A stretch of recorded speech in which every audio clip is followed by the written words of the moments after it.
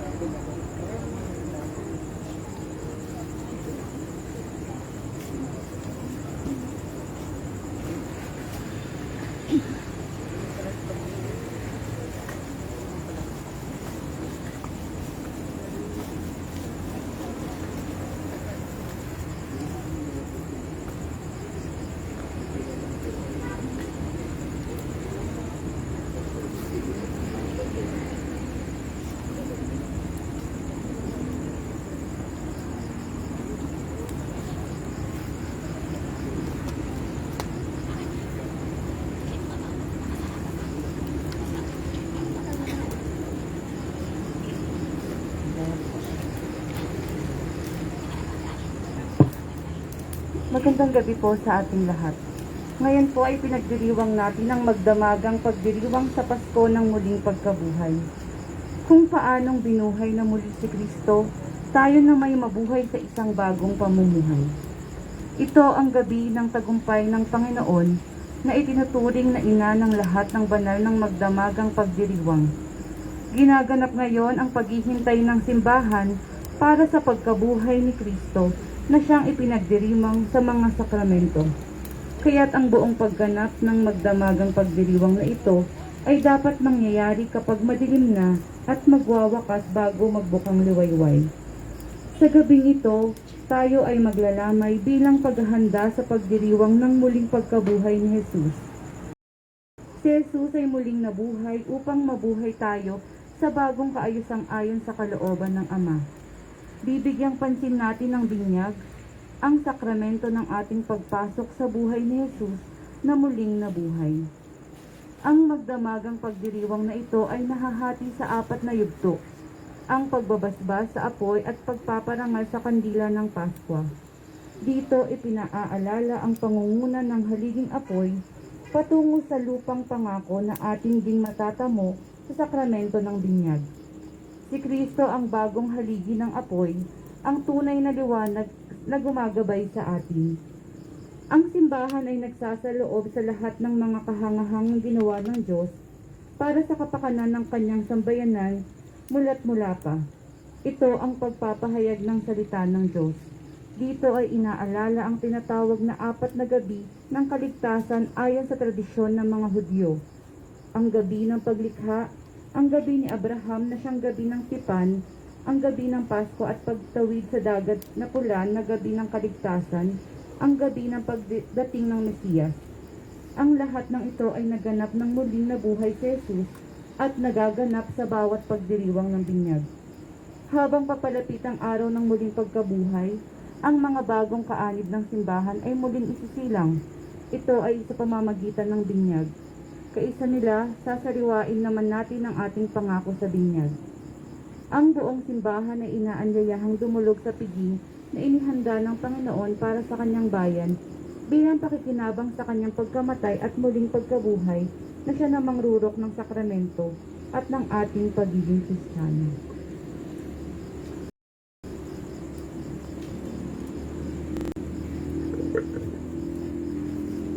Sumainyo ang Panginoon. At sumainyo rin. Mga kapatid, sa kabanal-banalang gabing ito, na pinangyayarihan ng pagtawid ng ating Panginoong Jesucristo mula sa pagkamatay patungo sa pagkabuhay, ang sabayanan niyang siya ay nag-aanyaya sa lahat ng mga anak na nasa iba't ibang panig ng daigdig upang magtipon-tipon sa pagganap ng magdamagang pagdiriwang.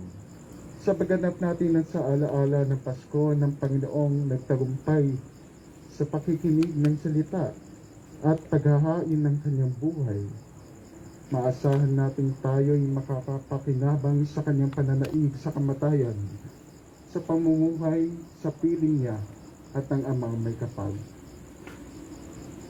Manalangin tayo. Ama naming makapangyarihan, sa pamamagitan ng iyong anak, kami ay iyong dinulutan ng lingas ng iyong kaliwanagan. Ang bagong lingas na ito ay iyong gawing banal. At ipagkaloob mong kami pagningasin itong aming pagdiriwang, upang makasapit kami may dalisay na kalooban sa walang baliw na kaliwanagan, sa pamamagitan ni Jesucristo kasama ng Espiritu Santo, magpasawalang hanggan. Amen.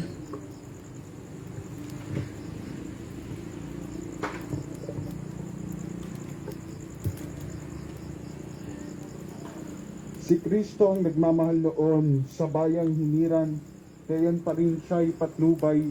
Si Jesucristo'y nabuhay, siya'y ating kaliwanagan.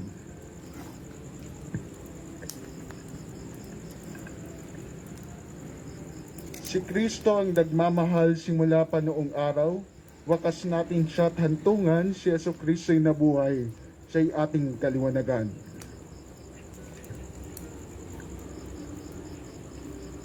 Si Kristo ang pinagmulan, Alpha sa gisag niyang tunay, siya'y ating pinanggagalingan.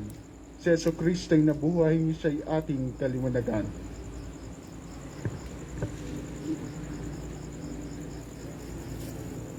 Si Kristo ang siyang hantungan, Omega'y kanyang larawan. Siya ang ating patutunguhan. Si Jesucristo'y nabuhay, siya'y ating kaliwanagan.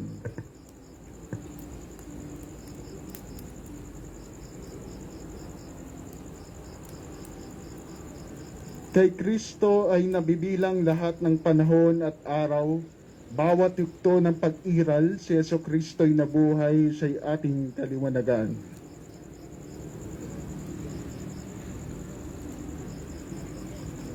Kay Kristo ay nabibilang mga taong daan-daan. Hari siya ng kasaysayan. Si Jesucristo'y nabuhay, siya'y ating kaliwanagan.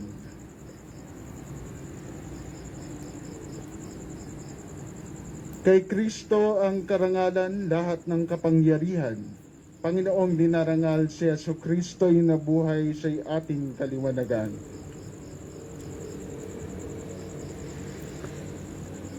Kay Kristo ang kapurihan ng buong sangkatauhan ngayon at magpakailanman. Si Yesu Kristo ay nabuhay, siya'y ating kaliwanagan.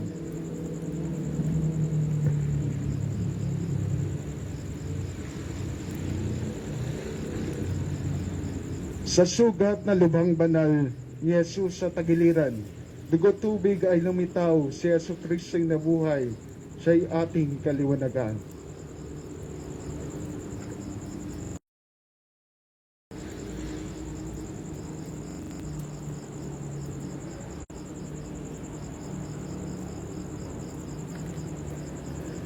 May sugat sa paangkanan, si Jesus na nabubuhay, sa krus na kinamatayan.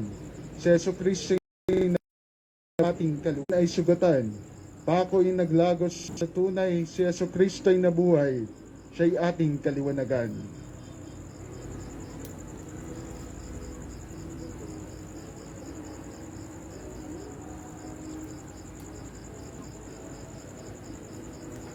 Nataglay, si Yesu ay ating kaliwanagan.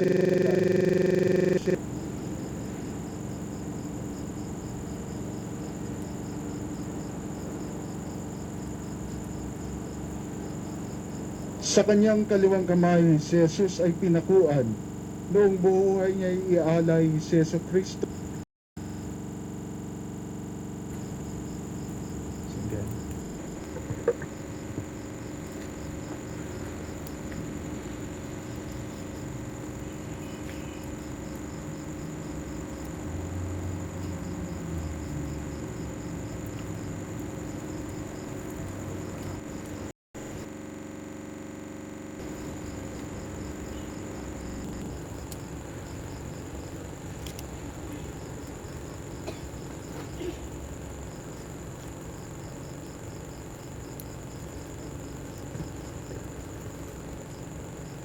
Maaari na nating sindihan ng ating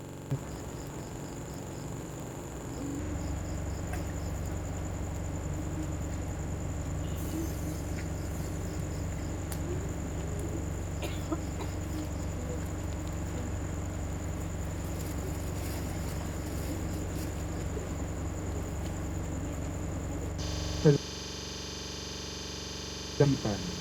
Si Yesu Kristo ay nabuhay, siya'y ating kaliwanagan.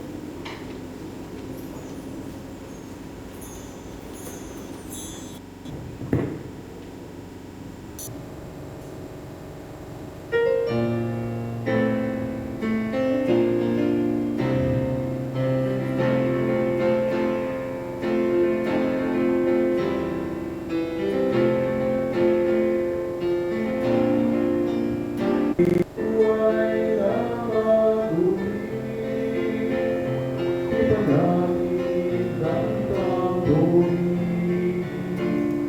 yung aking kaligtasan.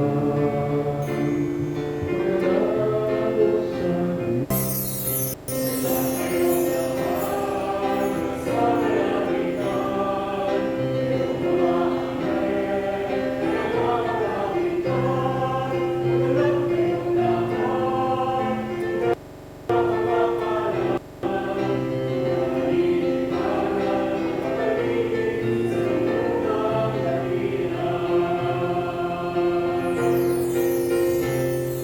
dengan kapistahan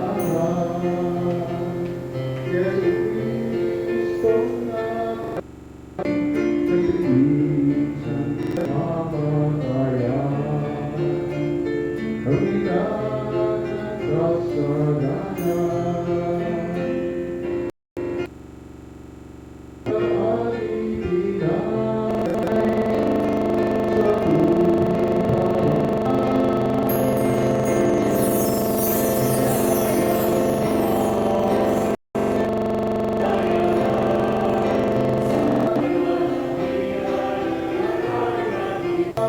sa pag-iriwan ng ating muling pagsilang sa tubig ng kaligtasan. Jesus, nating mahal.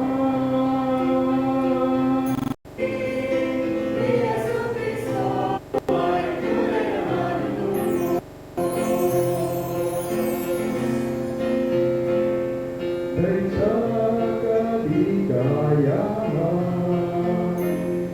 sa aming narumapa.